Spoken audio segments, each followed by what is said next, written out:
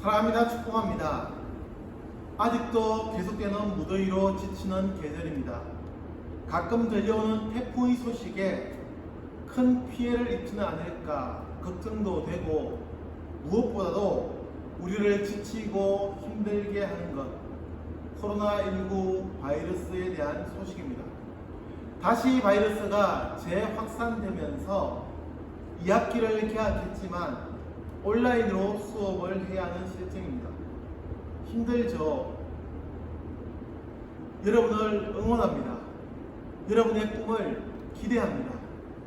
때로는 힘들고 때로는 지칠지라도 여러분을 향한 하나님의 놀라운 계획이 여러분을 아름다운 미래로 이끌고 있음을 잊지 마십시오.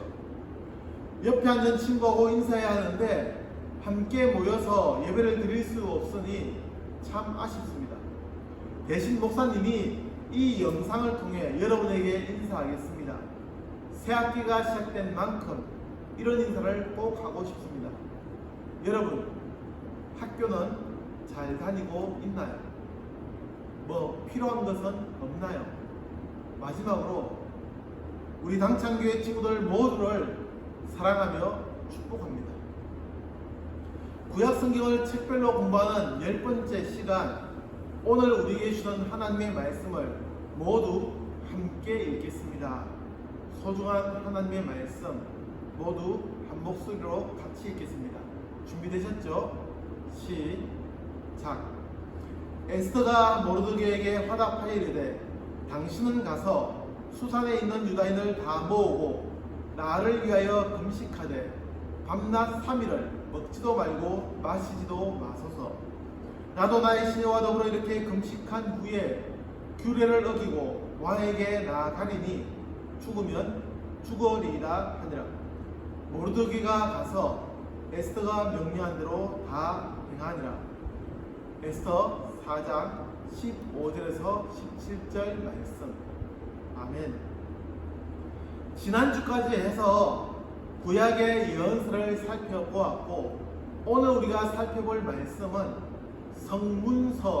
성문서로 구분되기도 하고 역사서로 구분되기도 하는 에스더서에 대해서 생각해 보려 합니다. 유대인들의 성경에는 이 에스더서가 성문서, 그러니까 거룩한 기록들로 구분되는 반면, 우리나라의 성경에서는 역사서의 마지막 성경으로 분류해 두었습니다. 에스더서가 유대인들의 포로기 상황을 기록하고 있기에 역사에 대한 기록으로 볼 수도 있고요, 아니면 성문서 중에서 메길노트라고 해서 유대인들의 5절기 중에 하나인 불임절에 대한 기록으로 볼 수도 있습니다. 이 에스더서는 전체가 10장으로 되어 있고, 특징적으로는 아주 재밌는 이야기를 들려주듯이 기승전결이 있는 이야기입니다. 그래서 누구라도 쉽게 읽을 수 있고 재미있게 접할 수 있는 성경입니다. 또 이 에스더서의 특징으로는 성경임에도 불구하고 하나님이라는 단어가 단 한 번도 나오지 않는다는 것입니다. 단 한 번도. 에스더서에는 하나님이나 여호와 등의 용어가 한 번도 나오지 않습니다. 그럼에도 전체적인 이야기를 읽고 나면 하나님의 섭리가 바로 이런 것이구나 하는 것을 알 수 있는 성경입니다. 오늘 우리가 이 시간을 통해서 구약의 39권이나 되는 성경 중에 단 11번의 시간으로 하나님 말씀을 공부해야 함에도, 그러니까 나머지 28권의 성경은 다루지 못한 채로 이 시간을 마쳐야 함에도 불구하고 그 시간의 10번째로 에스더서를 공부하는 것은 중요한 의미가 있습니다. 우선 다른 이야기를 먼저 하도록 하겠습니다. 저는 대한민국에 태어난 한국인입니다. 지금도 올림픽에서 한국 선수가 이기는 것을 보면 가슴이 뛰면서 벅차오르고, 해외에서 한국이 욕먹는 것을 보면 화가 나는 그런 사람입니다. 이 나라를 지키기 위해서 당당히 군대를 다녀왔고 국민으로서 의무를 다하고 있습니다. 왜죠? 많은 말들을 할 수 있지만 제가 여러분에게 드리고 싶은 답은 하나님이 저를 이 나라에 태어나게 하셨기 때문입니다. 하나님은 이은성이라는 이 사람을 이 나라의 국민으로 태어나게 하셨습니다. 하나님은 아직도 분단된 나라로 남아있는 여전히 바뀌어야 할 문제가 많은 이 나라에 교육 정책도 여전히 혼란스러운 나라에서 자라나게 하셨고 지금은 코로나19의 위기를 이겨내야 하는 시대를 살아가게 하셨습니다. 그렇기에 제가 한국인이라는 것은 저의 사명과 연결되어 있습니다. 저는 제가 태어난 1976년부터 이 나라의 문제를 경험하며 자랐고 이 나라를 위해 일할 것입니다. 그것이 저를 이 땅에 태어나게 하신 하나님의 뜻이라고 고백합니다. 오늘 우리가 읽은 에스더서의 이야기가 그러합니다. 에스더는 유대인입니다. 그 유대인들은 바벨론의 포로로 생활하다가 이제는 그 바벨론이라는 나라를 이어서 강대국이 된 페르시아의 지배를 받고 있습니다. 페르시아의 포로였던 에스더, 그녀는 일생일대의 기회를 잡았고 페르시아의 왕비가 됩니다. 그러나 자신의 신분을 떳떳이 알릴 수는 없었습니다. 비밀로 해야 했습니다. 행여나 불이익을 당할 수도 있고 폐위될 위험도 있었습니다. 지배당하는 나라의 국민, 그것도 페르시아에 잡혀와서 포로로 생활하는 신분이었기 때문입니다. 출신 성분이 결코 고위직이 될 수 없는 그러한 민족이었습니다. 그런 그녀가 왕비가 되었으니 정말로 꿈만 같은 일들이 이루어졌습니다. 그런데 딱 거기까지였습니다. 그녀는 유대인이었지만 페르시아의 고위직이었던 하만의 계략으로 자신의 민족이 전멸당하는 것을 지켜보아야 했습니다.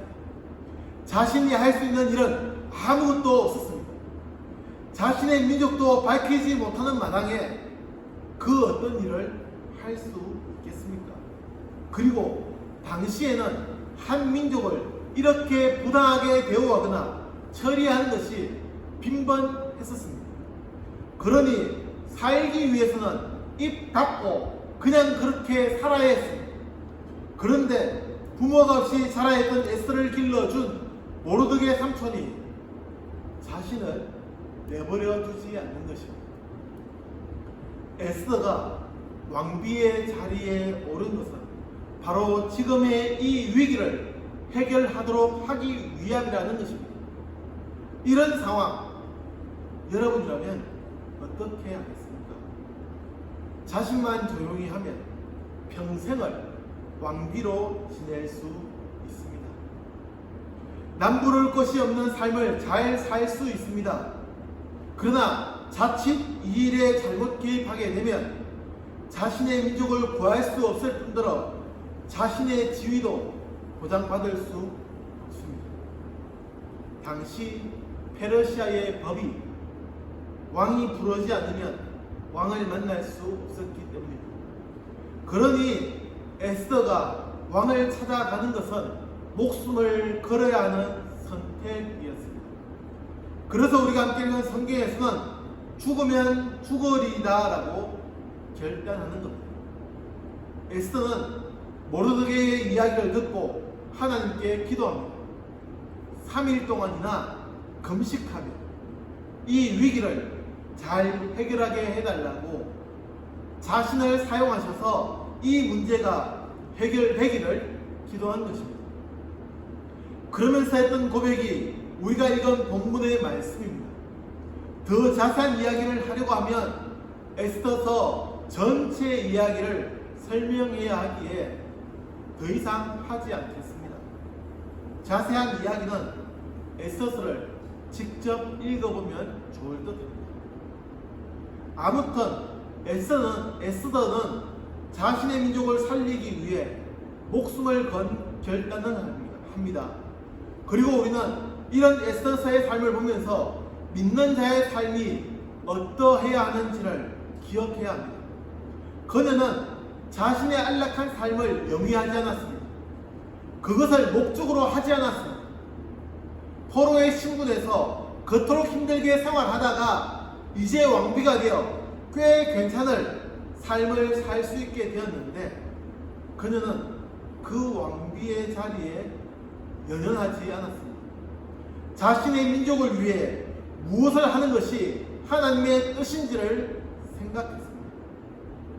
오늘 우리가 에스더서를 대하면서 기억해야 할 사실은 정말로 많습니다. 그 중에서 저는 여러분이 한국인임을 잊지 않았으면 좋겠습니다. 여러분은 하나님이 이 땅에 태어나게 하신 한국인입니다. 그렇기에 여러분의 사명은 이 나라와 이 나라의 민족과 함께라는 것을 잊지 않아야 합니다. 얼마 전 우리나라는 75주년 8.15 광복절을 맞이했습니다. 이 나라를 지키기 위해서, 이 나라를 다시 되찾기 위해서 힘들게 애쓴 분들, 죽음으로 지켜낸 분들의 희생으로 우리는 자유로운 이 나라에 살아가고 있습니다. 이제 이 자리에 함께하는 여러분을 통해 이 나라, 이 민족이 더 자유롭고 평등한 나라, 평화의 나라로 세워져야 합니다. 여러분은 이 땅을 위해 하나님의 부름을 받은 한국인입니다. 기도하겠습니다. 살아계신 하나님,